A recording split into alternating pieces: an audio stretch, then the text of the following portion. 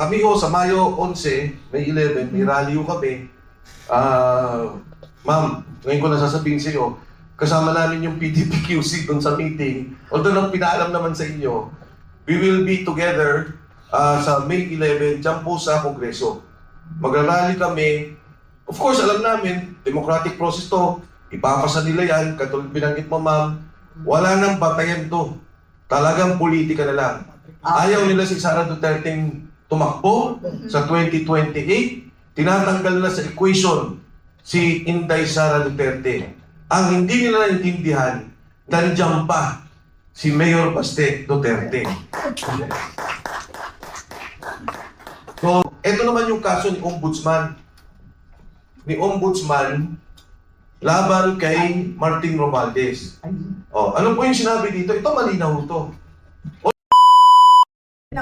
Oo, Vice President. Kapag malaman mo nun, panahulin niyo po yung impeachment na ginawa pala. Tapos sabi na, yun daw, irregularities, procurement.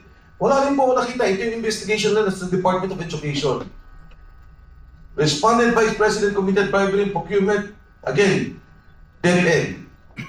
Yun na naman ang sinasabi na, ay wala akong narinig o nakita. Kahit naman hindi kaso, na nung panahon ni Vice President, meron silang inilabas.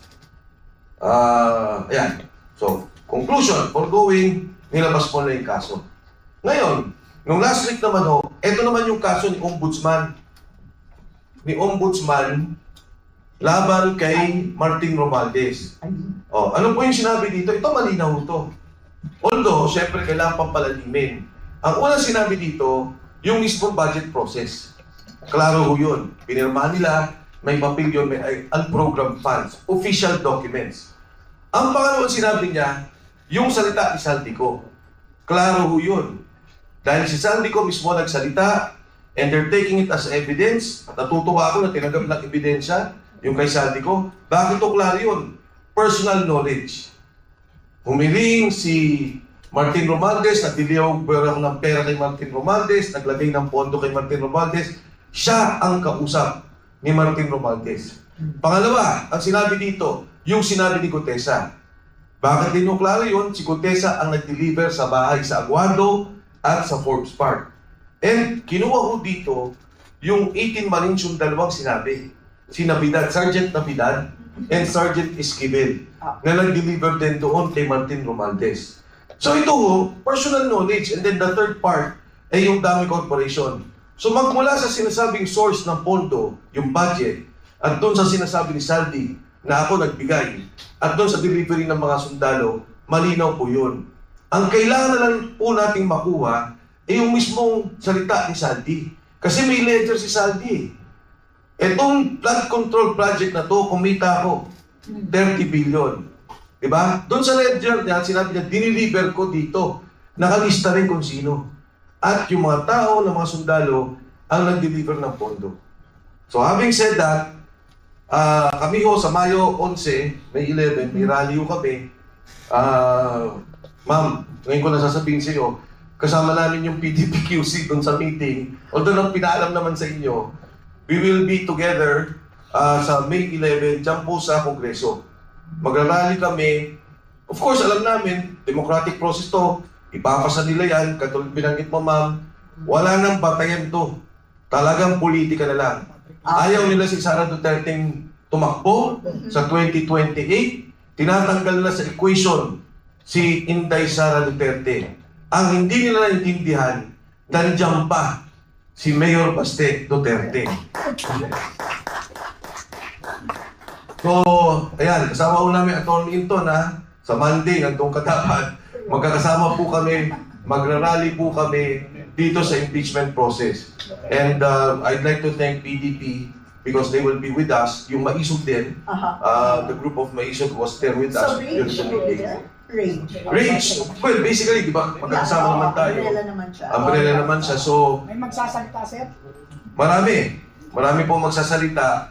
At i-informal na rin po namin yung mga congressmen nating kasama para lumabas po sila. Alright. Ang napakagandang nangyari dito sa atin sa impeachment, bagamat tatalunin nila tayo dahil yung pera pinapagalaw nila.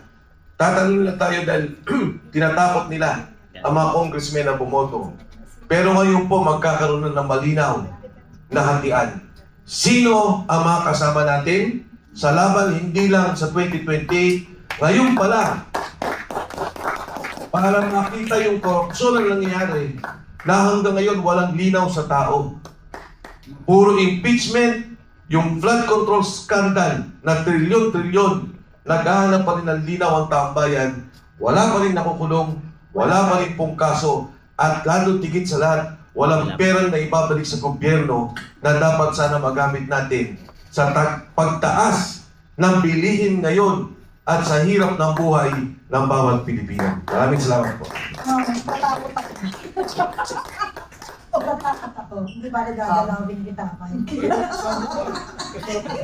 Lahat tayo dito, no? Wala tayo, alam mo, it's always the fear that will kill us all. Wala tayong dapat katakutan sapagkat mabuti nang lumalaban tayo ng harapan kaysa pinapatay ka na hindi mo pa alam. Maging makatarungan ang buhay mo dapat all the time. Attorney, alam ko nasagot mo na to, pero gusto ko manggaling mismo. Ay, attorney, hindi pala mukha ng attorney kasi siya. Kasi, usaping legal talaga eh. Tsaka pareho lawyer itong dalawa eh. Ay, hindi yan lawyer. Alam mo sa totoo lang si Kong Mike, pag nagsalita, kaya gigil na naman mamaya yan, di umano, si TTO, para si ako. Sa lahat po ng ano kung nagbabalak po kayong ipadampot, sila lang po, kasi po ako kailangan matira para may magkakapi at saka magdadalo po sa kanila. Araw-araw bagong pagkain. Bago pagkain, iulit dyan ang ulam. Babalik tayo, no? Kay Atty. Mike, nakakatakot na naman itong ginagawa niya. Pero alam mo, saludo ako sa kanya dahil kala nilang panghihinaan ng loob eh. Ang binanatan, pamilya eh. Pag pamilya ang binabanatan, alam mo, nagbumili pa ako sa asawa ni Kong, ha? Hindi siya sumagot. Alam mo, talagang grabe. Tama lang yan. Kasi hindi ko kinokondena yung mga taong, lalo na kapag kunwari pinagsasalitaan. Yan eye-opener yan. Hindi lahat na naririnig yan, nakikita. Kala mo, totoong-totoo yun. Porke hawak nila yung media. Kaya, kayo, ang dami nyo ngayon mukhang fans kayo ni ano Hinuloy ko yung pag-post na yan dahil alam ko magkakagulo dito at saka pinay-screen ko mabuti sa baba. Mahirap na baka yung palang kinakawayan ni Kong Mike yun ang dadampot sa kanya. Kailangan protektahan natin yan, no? Yan yung isa sa pag-aasa ng bayan, no? At Attorney Mike, Congressman Mike, nalilito na ako sa iyo eh. Kasi lagi itong may resibo, pagkabitbit, eto. Alam mo kung hindi nga dala-dala yan, wala tayong kaalam-alam na tinatarantado na pala tayo dun sa kaso na hindi mo maunawaan, pati si Piatos na nananahimik na ang sarap na chichirya, naging pangalan ng salarin na para ikondena si VP Sara. Alam ninyo, ito ay simpleng malinaw pa sa mineral water na pagkagago sa Pilipino. Diba? O ayan, harap-harapan na, sinabi na, wala nang kinatatakutan. Anyway, ready na yan, dahil lang yan at saka binastos na yung pamilya, ibang usapan na to. Kung ano na, wake up! Pero Kapeli, ang maganda kasi, di ba, binalidate ni Attorney Mike Operario yung konsepto ng personal knowledge na ngayon binabanggit ni Congressman Defensor. Yung mga nag-testify had personal knowledge, lalo na yung reklamo sa ombudsman. So hindi yan hearsay, hindi yan chismis na sinasabi. Kaya na-validate din yung sinabi ni VP Sara, hindi ba, Antimano 2 years ago, no? Ang may hawak lang naman ng Kaban ng Bayan, 2 tao lamang. O, ayun na ngayon. Sila yung nasasaktan. Ang galing talaga ni VP. Talagang naging fans tayo ako ni VP. Grabe. Dati na. Alam mo, sa totoo lang, VP para kang may third eye. Sa totoo lang. Tapos natuloyin ko, sa tingin po ninyo, Attorney Mike, para po sinyang dalawa, sa tingin niyo ba justice ba ito o power play lang sa politika? Kasi medyo nasagot mo kanina, pero kulang. O, rapid fire to. Power play or politika? Definitely. Isang... Definitely power play. Alright. Kong Mike. Alam nyo, kanina nakita ko lang, may maglalabas kaso na naman sa mga vloggers. Alam nyo na? Opo. Lahat pala ng ito, kayo. kung nag-post kayo at kunyari ako kinasuhan, idadamay kayo. Ganito ngayon yung, o kundi na kaya yung nag-post kayo. Ano doon? Paano po yung ano yung konteksto niya na Well, ano? yung context was yung matibag recording. Yung recording. Oo. Okay. May pinaliwanag dyan si Atty. Mike. Yes. Yan. Okay. So, Oo. ngayon lang natin nakikita yung ganitong klaseng silent martial law. Alam niyo ho, ang kaso ko ngayon, 3-4 na. And then, kinakasuhan pa rin yung mga lahat. Yung 18 Marines, siguro mga 5 kaso sila. Mas madami. Sila Cathy Pinag kasama, si Jay Sonza. Yan, kasama yan dun sa naging kaso. Ka Eric, si Atty. Harold Respicio kasama. I think si Atty. Topacio, may kaso na rin. So, ganito po yung nangyayari sa ngayon. Lahat kinakasuhan. Lahat ng kalaban kinakasuhan. Etong kay Vice President, hindi lang naman to ngayon eh. Nagsimula yan sa pag-kidnap kay Pangulong Duterte. Ang unang kailangang magawa, tanggalin si Pangulong Duterte. Diba? Ang una si Kibuloy, kinasuhan. Duterte, kinasuhan. Pagkatapos kinasuhan po kinasuhan na po si Vice President Duterte, lahat ng lumalaban nagsasalita, kinakasuhan. Yun lang po kay Contessa, pumunta ng hearing, kinasuhan. Narinig nyo na yung recording, di ba? Ano nyo na yun? So, ganito yung kanilang ginagawa. Ako ho, ang katotohanan, tinakot ako nung nagkaroon ng rape. Ang sabi, ako daw ho ang kukulong. Ang sagot ko sa kanila, o gawin nyo. Dapat kahapon pa yan eh. O hindi ho nila ginawa, ang inatake yung asawa ko. Hindi ako makapagsalita kasi yung lawyer ng asawa ko, sila ho yung nag-handle. Sabi ko, pwede huwag ka muna magsalita tungkol dyan. But conceptually, ano po bang ibig sabihin doon sa kaso? Etong building na to, kasama kami, hindi naman kami yung may-ari, isa sa mga investors. May korporasyon, kasama kami. Maraming nagre-renta sa building na to.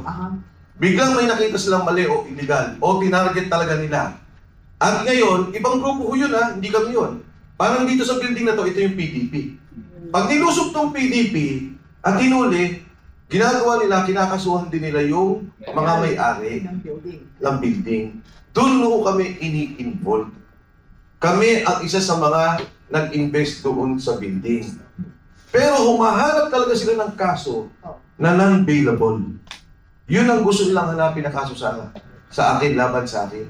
And this is not only a power play in Congress, this is not only a power play in the Senate, but they are weaponizing all the agencies of government. BIR, NBI, lalo tigit, no? Ang NBI sa ngayon, ang iba't ibang ahensya. AMLAC, pero yung mga, lalo na ho yung mga kasuhan. Kasi kunyari ho sa inyo, pag kinasuhan tayo, no? Kayo, sabi ko nga kay Ka Eric, awang-awa ako. Wala namang pera ang Ka Eric eh. Every time nakakasuhan yan, mag-message ako, tutulong ako sa'yo.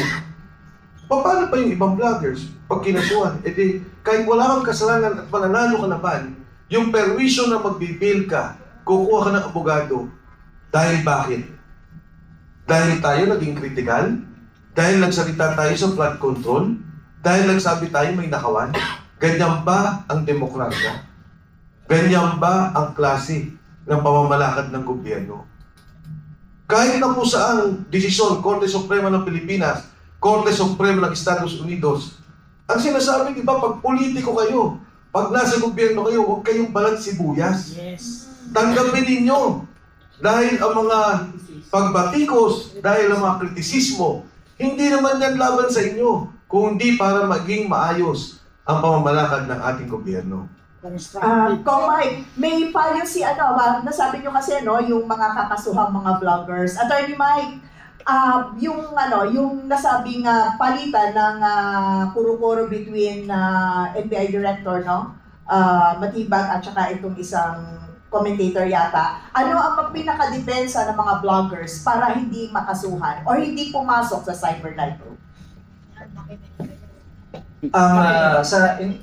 Lahat ng kaso ng libel, cyber libel man yan or any other form of libel, kapag ang person involved is a government officer or employee, the truth is available as a defense. Alright.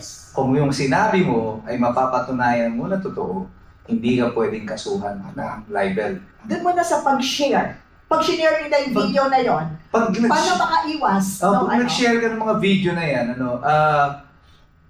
wag lang tayong magbigay pa ng side comments, Yan. or inflicting any wrongdoing to any particular person, ay hindi ka makakasuhan ng cyber libel just because you shared. Just because you Because share. it is available in the internet.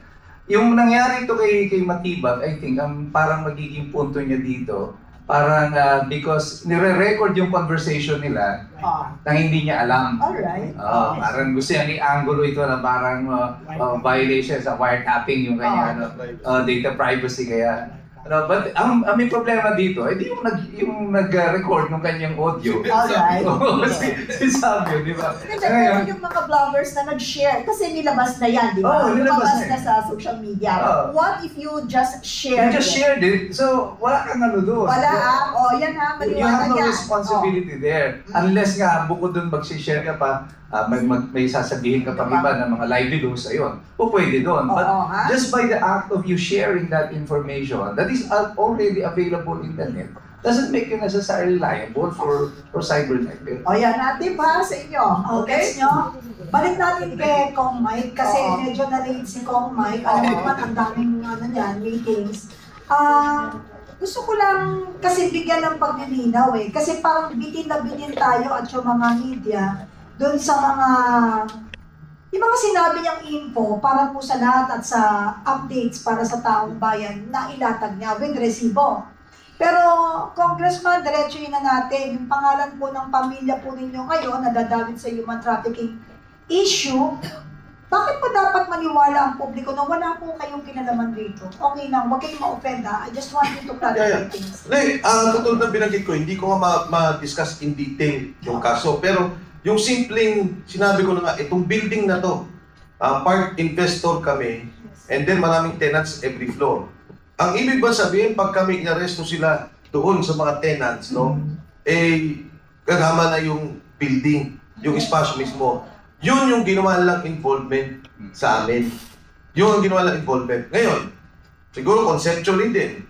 So, KTV, sinasabi nila mali. Or at least yung human trafficking side, sabi nila.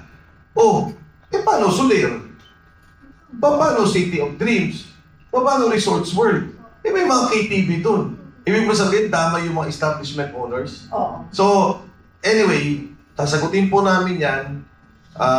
Again, hindi kasi ako yung may kaso yung asawa ko Kaya kung ako lang yan, hindi ako titigil na sagutin kung ano talaga yung ginawa nila dyan. Sorry. Pangatlo na ho to sa mga negosyo. Yes, I've already mentioned this. Meron po kaming family business. Nag-divest na ako since December. Kinausap ko naman yung buong pamilya ko Before all of this happened, kasi po si Gutesa lumabas November. Nung nakita ko na yung kay Gutesa, sabi ko, delikado na to. So when that happened, nag-usap ko yung pamilya. Alam nyo, sinara yung aming isang quarry operations na pag-aari ng pamilya. Yes. Ang natanggal naming mga tao because of the suspension at nag-iyakan lahat. Alam nyo, yung mga tao namin during COVID, walang natanggal kahit isa.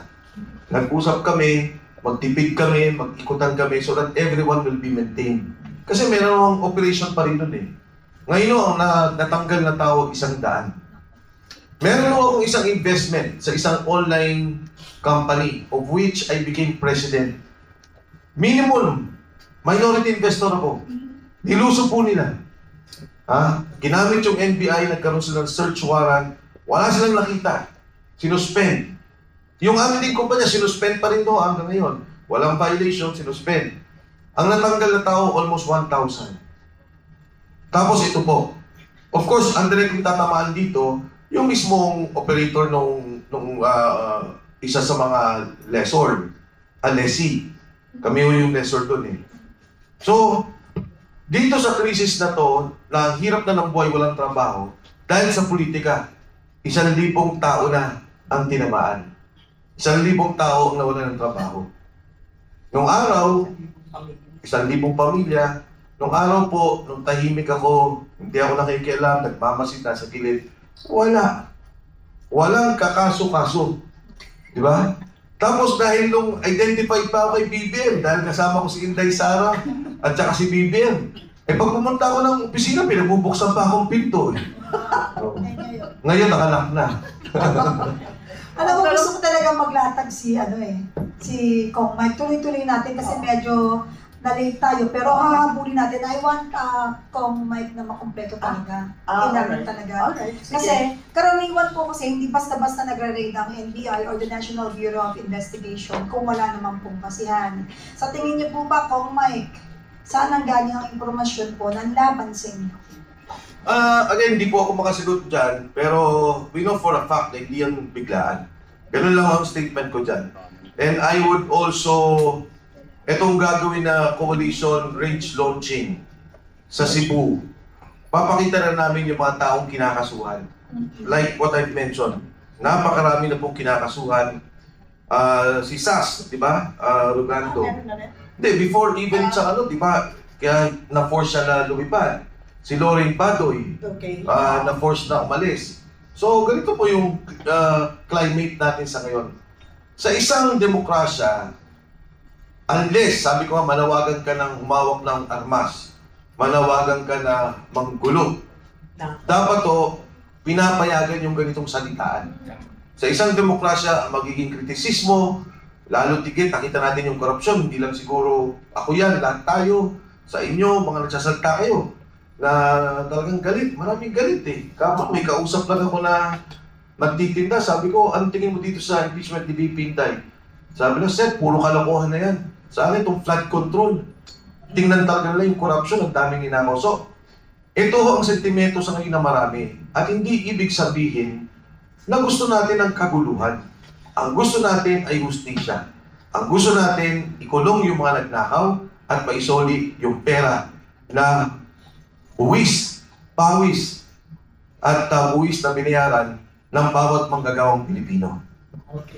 Attorney, tsaka Kong Mike muna, tuloy-tuloyin ko, kasi dapat madami to, pero pinabawasan ko kasi hindi malinaw para sa atin na madamay ang ating pamilya, pero walang sapat na dahilan na nakikita at na nalaman ng taong bayan. Dahil knowing Kong Mike, siya yung pinaka-boses ngayon sa lahat ng mga laban At kasama mga vloggers at mga masang Pilipino, nakita mo siya talaga yung nakabalandra dyan. So alam natin na lang kung ito yung isang gigil Congressman, habang ongoing po yung investigasyon, paano po ninyo tinitignan ang inyong role at bilang public figure, hindi na natin yan maki-question pa kahit sabihin mo hindi siya nakaupo sa gobyerno ngayon, he is really a public figure at sikat talaga.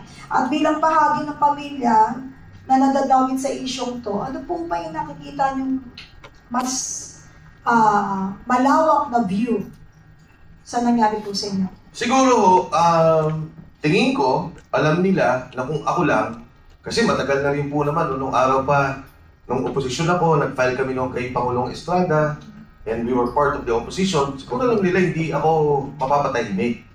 So ang atake, yun, sa asawa ko, sa mga anak ko. And kami nag-uusap kasi at that time, bata pa yung mga bata nung araw, so hindi nila alam yung nangyayari sa ating lipunan nung panahon ni Erap. Ngayon matatanda na sila At alam nila yung mga nangyayari, nag-uusap-usap kami. Nag-uusap kami dahil din sa mga issue at para din magkaroon sila ng consciousness na yung security nila bantayan. Diba? Mabantayan sila, maiayos sila. In fact, kailan lamang merong na-ambush dito si Kerry Mariano, taga Quezon City, kaibigan namin yan ni Attorney Inton. Nakausap ko pa siya sa video call. 2 hours bago siya ma-assassinate, bago siya mabaril. Alam niyo, may mga intel pa ako nakuha. Marami naman diyang sympathetic sa atin, sa mga iba't ibang departamento na may kakayahan sa law enforcement agencies. Sa akin ba daw ibibinta? Oh! Kasi ikaw yung Ay, hindi ko lang alam kung paano lang naman ididikit yun. Pero yun naman, may nagsabi, ididikit sa akin yung issue na yun. Ganito po, kadesperado. But okay lang mo yan. You know, Ninoy Aquino, during the time of Marcos Sr., was detained. Ang case niya was murder. Yun ho ang naging kaso ni Ninoy Aquino. So again, we're seeing the same things happening now. na nakikita natin yung panggigipit, ginagamit yung mga ahensya ng gobyerno, yung nakawan na nakikita natin, parang bumabalik ulit yung mga nakaraang mga pangyayari sa ating kasaysayan, sa ating lipunan. Kung Mike, ano po masasabi niyo sa mga lumalabas na espekulasyon tungkol sa posibleng political angle? Sa tingin po ninyo, dapat ba itong ikonsidera o hayaan muna ang proseso na maglinaw? Sa impeachment? Opo. Hindi hindi tayo dapat manahimik sa impeachment. Kasi ang saligang batas, ang nakalagay po dyan sa impeachment, it is a political process. Pag sinabi yung political process, ang definition po dyan kasi, saligang batas po natin yung Biblia ng ating lipunan. Umabot na sa punto na ang isang presidente, vice president, the constitutional appointees like COA, civil service ombudsman, umabot na sa punto na hindi na sila pwede pang manatili sa posisyong iyon.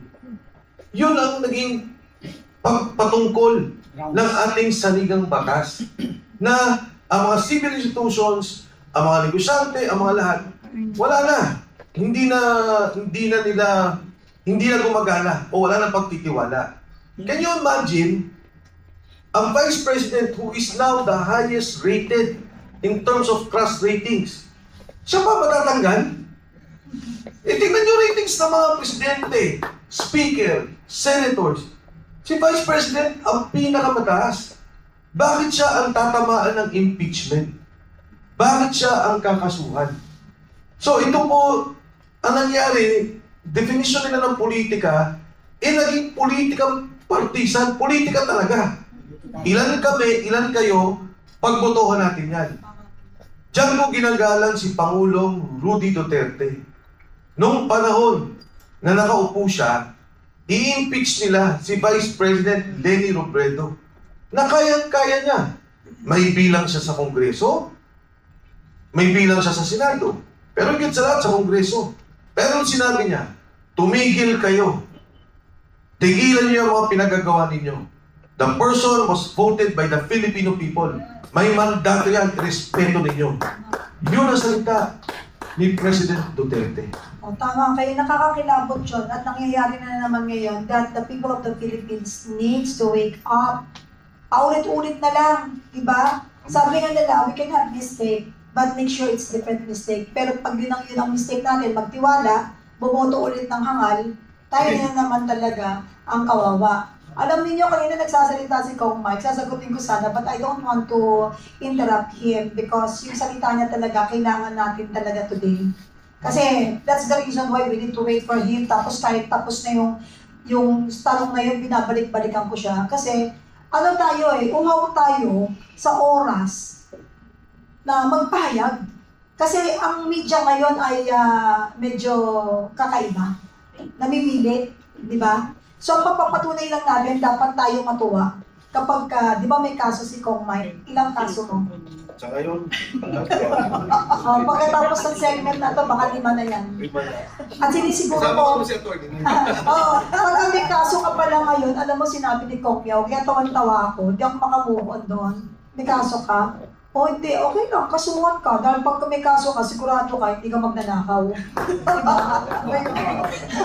So, moving forward, can you please continue? Kasi may mga tanong ka pa Actually, kasi we're running out of time bago tayo mag-rapid fire. Isang tanong na lang kay Attorney Mike, pagdating ko doon kay kaso ni Jay Sonsa. You mentioned something about availing of provisional remedies, no? Sa nangyari kay Jay Sonsa, baka pwede kong ibigay niyo yung konteksto na to na kung bakit maganda sana na wag mo nang ma-dismiss yung kaso in relation to what he said na sinasabi niyang may sakit yung presidente. Okay, maganda ko ito, pakinggan niyo itong mabuti Si Jason sa dito ay isang akusado, pero ito ang kanyang mga karapatan. Opo. Go, Attorney Mike. Sa kaso kasi ng libel, lalo't ang iyong pinagsalitaan ay isang government official, yung truthfulness of what you said is available as a defense. Ayun ang pinag-uusapan dito, yung medical condition of the president. Now, si Jason as an accused, kung magtutuloy itong kaso na ito, now has the right to ask the court for yung mga other modes of discovery, including comparing yung mga the production of the medical records of the president or mag-undergo siya ng medical examination. At pwede na rin isama yung DNA to make sure na yung ini-examine na presidente ay yun yung totoong presidente. Kaya sabi ko dito, I think the NBI has committed a blunder here. This is a major blunder on their part na hindi nila pinag-aralan. Ano? Ang gusto lamang nila, maharas nila itong si Jay Sonsa. They didn't even think about the possible consequences. Kaya natawa ako nung nakita ko binasa ko yung kaso. Sabi ko, swerte ka ako si Jay Sonsa dito. We are about to get more scoop from Jay Sonsa through this. And I hope na makarating ito sa husgado. Pero ang guess ko na nga, pag nadinig nila yung mga sinasabi ko tungkol dito, baka mag-come out na baka umatras yung NBI. Oh. Yung judge nga, umatras na doon sa no bail niya, not bailable. Ano? So, I think they have committed a mistake here. The same way, kanina yung PGMN, si Franco Mabanta. Mabanta, hinuli. Tapos meron daw 75 million